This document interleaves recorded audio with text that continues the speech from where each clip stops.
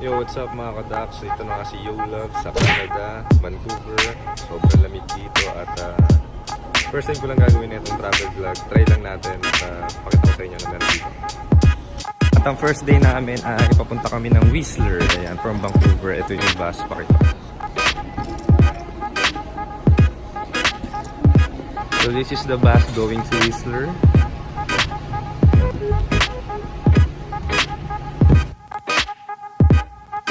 At ang pinagandahan na itong bus na to ay meron silang comfort room at iigit.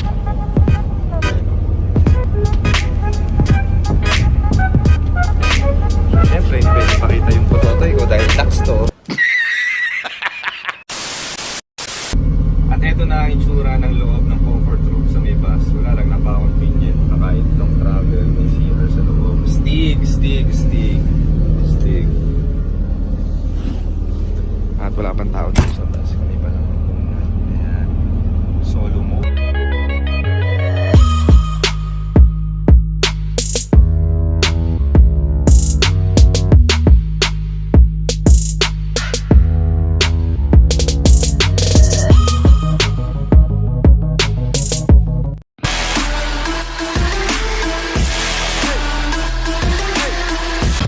Live here at Whistler at nakakatuwa may snow. Ayun. May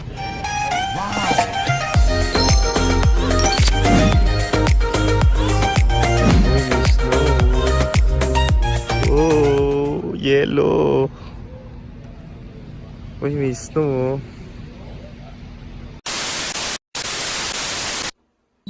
This is the comfort room of the hotel. There's a lot of tissue. Tapos ang cute dito yung hot tub. Naka-glass lang siya. Kapag naliligo ka, pwede ka masilipan. So yan, kita-kits na lang tayo. Ikot-ikot lang, masyadong malamig. To our hotel, it's so cold. You can see snow.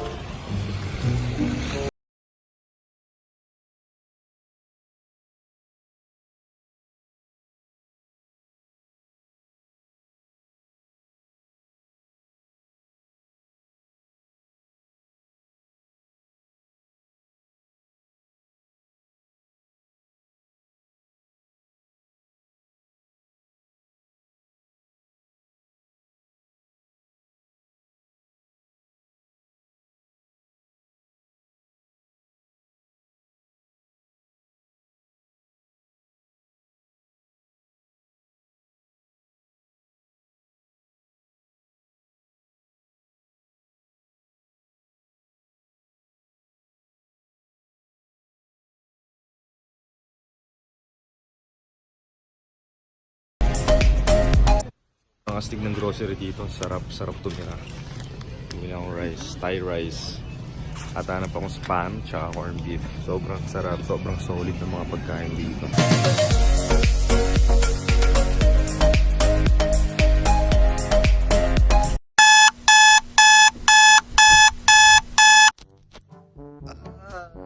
Day 2 dito sa may Whistler, Canada. At sobrang lamig ng panahon dito, ang lamig ng klima, di ako nakagala, nakalabas ngayon. So, kahit hindi ako nakalabas ngayong araw, ay naging productive naman dahil kakatapos ko lang i-edit ang episode ng Dax Urjutes sa may Valenzuela, Green 1, Bar and Resto. So, this week ang upload niyan.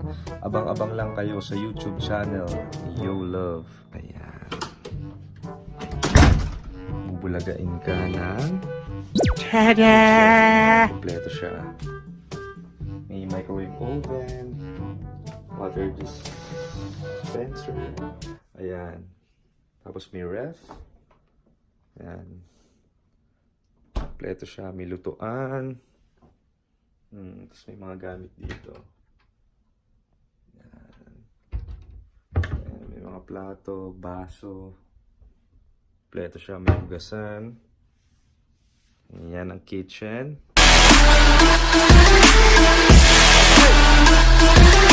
Yo, I gotta try this experiment. Sinabi lang sa akin to ng friend ko na taga Vancouver, Canada, na maglagay daw ako ng tubig sa may baso at ilagay ko sa labas ng bahay. Then kinabukasan, pagbalik ko, yelo na siya. So, lagyan natin ng tubig at ilalagay ko siya sa labas.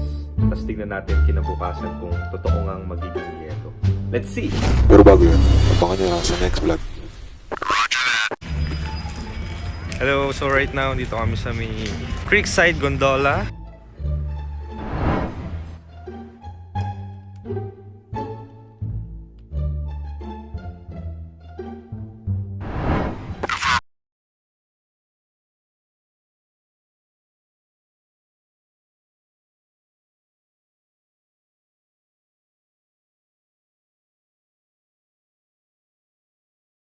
Cute ng mga dogs, oh. Hi! Ayan, meron ditong cable car at yung mga bata nag-i-skateboarding. Ayan, oh.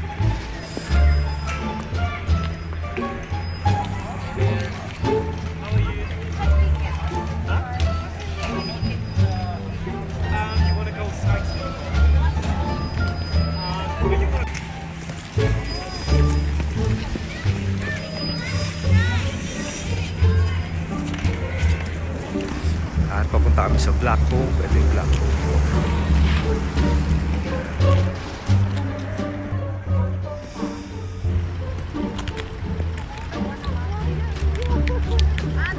Ito nga pala yung tawag na Black Cove. Dito sa Whistler. Kilala siya.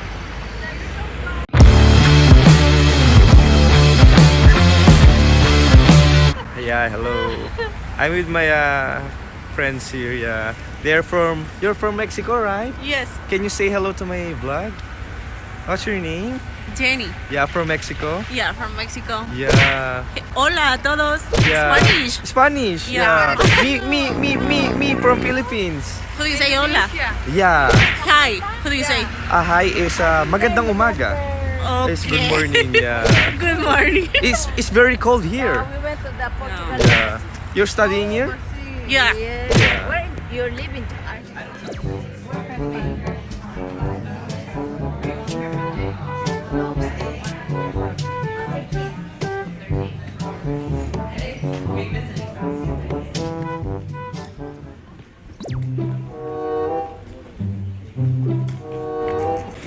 Ganito yung river sa kanila nag-yelo na ayan.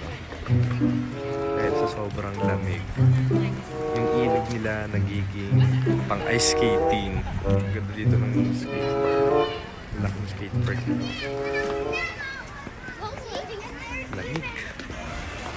Libreng skating dito sa skate park. Nag-enjoy yung mga bata.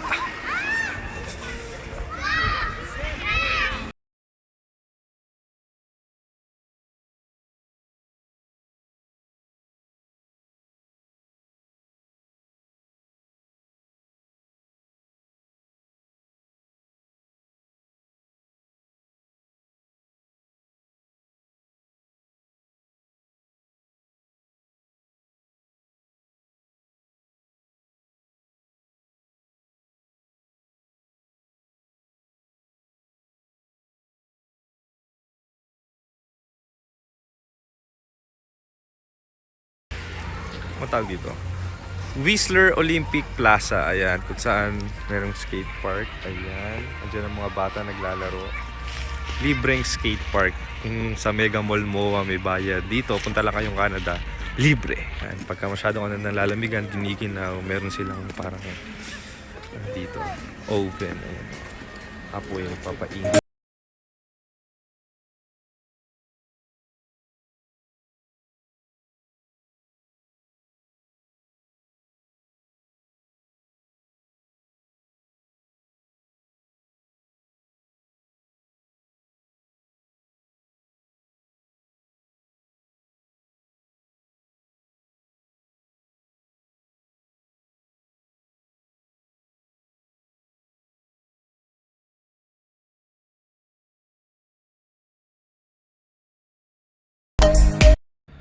Ayan, nalagay ko siya dito. Tapos ang maganda may palatandaan akong tissue para bukas pagtaas ay tignan natin pag hinila ko to. So, tomorrow, babalikan kita Tignan natin kung totoo. See you!